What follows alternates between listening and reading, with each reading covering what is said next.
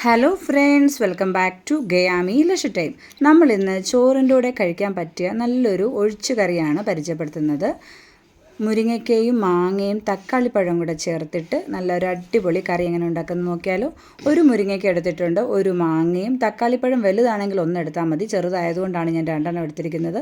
3 പച്ചമുളക് എടുത്തിട്ടുണ്ട്.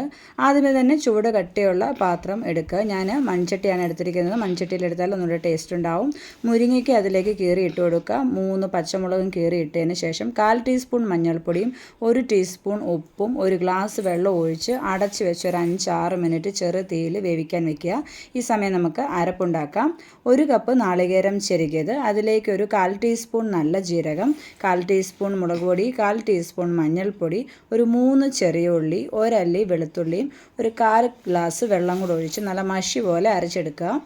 ഇപ്പം നമുക്ക് മുരിങ്ങയ്ക്ക ഒന്ന് വെന്തിട്ടുണ്ടോ എന്ന് നോക്കാം. മുരിങ്ങയ്ക്ക ഒരു ഹാഫ് വെന്തിട്ടുണ്ട് കേട്ടോ, പകുതി വെന്തിട്ടുണ്ട്.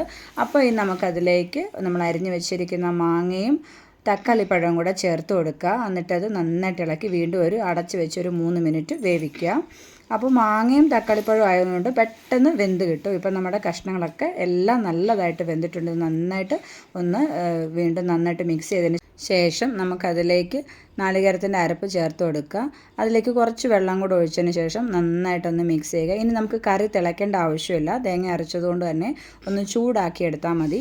കറി സൈഡ് വശം ഇങ്ങനെ ചൂടായി വരുമ്പോൾ നമ്മളിങ്ങനെ ഇളക്കി കൊടുക്കുക. ഗ്യാസ് ഓഫ് ചെയ്യുക. ഇനി നമുക്ക് താളിച്ച് ചേർക്കാം. ചീനച്ചട്ടിയിൽ വെളിച്ചെണ്ണ ഒഴിച്ചിട്ടുണ്ട്. വെളിച്ചെണ്ണ ചൂടായി വരുമ്പോൾ കടുക് പൊട്ടിക്കുക.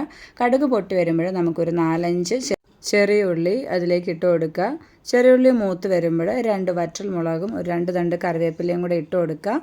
അതൊന്ന് നന്നായിട്ട് മൂത്ത് വരുമ്പോൾ നമുക്കിതിലേക്ക് കറിക്ക് ടേസ്റ്റ് കൂടാനായിട്ട് വറുത്ത് പൊടിച്ച് വെച്ചിരിക്കുന്ന ഉലുവ പൊടി ഉണ്ടെങ്കിൽ ഒരു 2 പിഞ്ച്, അധികമാവരുത്, അധികമായാൽ കഴിക്കും, ഒരു 2 പിഞ്ചേ ഞാൻ ചേർക്കുന്നുള്ളൂ. ഉലുവപ്പൊടി ഇല്ലെങ്കിൽ ഒരു 3-4-5 മണി ഉലുവ ഇട്ടാലും മതി.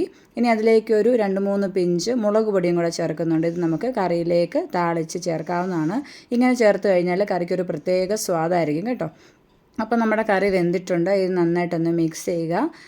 ചിലപ്പോൾ തക്കാളിപ്പഴവും മാങ്ങയും ചേർക്കുമ്പോൾ ചിലർക്ക് സംശയം ഉണ്ടാവും, കറിക്ക് ഭയങ്കര പുളിയായാലോ എന്ന്. പക്ഷേ ഒരു പുളിയും കൂടുതലുണ്ടാവില്ല. പിന്നെ ഒരു മാങ്ങയും 1 തക്കാളിയും എടുത്താൽ മതി. ചെറുതാണെങ്കിൽ 2 തക്കാളിപ്പഴം എടുത്താൽ മതി. നല്ല ടേസ്റ്റായിരിക്കും. ഒരു മീൻ വറുത്തതും കൂടെ ഇതിൻ്റെ കൂടെ ഉണ്ടെങ്കിൽ മറ്റു കൂട്ടാൻ്റെ ഒന്നും ആവശ്യമില്ല. സാധാരണ നമ്മൾ ചക്കക്കുരു മാങ്ങയും മുരിങ്ങയ്ക്കയൊക്കെ വെച്ച് കറി വെക്കുന്നുണ്ടല്ലോ. പക്ഷേ ഈ രീതി നിങ്ങൾ തക്കാളിപ്പഴം കൂടെ ചേർത്തിട്ടൊന്ന് കറി വെച്ച് നോക്കണം. നിങ്ങൾക്ക് തീർച്ചയായിട്ടും ഇഷ്ടപ്പെടും കേട്ടോ. ചോറിൻ്റെ കൂടെയൊക്കെ കഴിക്കാൻ പറ്റിയ നല്ലൊരു കറിയാണ്. അപ്പോൾ ചാനൽ ഇഷ്ടപ്പെടുകയാണെങ്കിൽ എല്ലാ കൂട്ടുകാരും ചാനലൊന്ന് ലൈക്കും ഷെയറും സബ്സ്ക്രൈബും ചെയ്തേക്കണേ. തൊട്ടടുത്തുള്ള ബെല്ലൈക്കൺ എനേബിൾ ചെയ്താൽ ഞാൻ ഇനി ഇടുന്ന വീഡിയോസ് നിങ്ങൾക്ക് കാണാൻ സാധിക്കും. അപ്പോൾ മറ്റൊരു നല്ല വീഡിയോ ആയിട്ട് വീണ്ടും വരാം. Thanks for watching.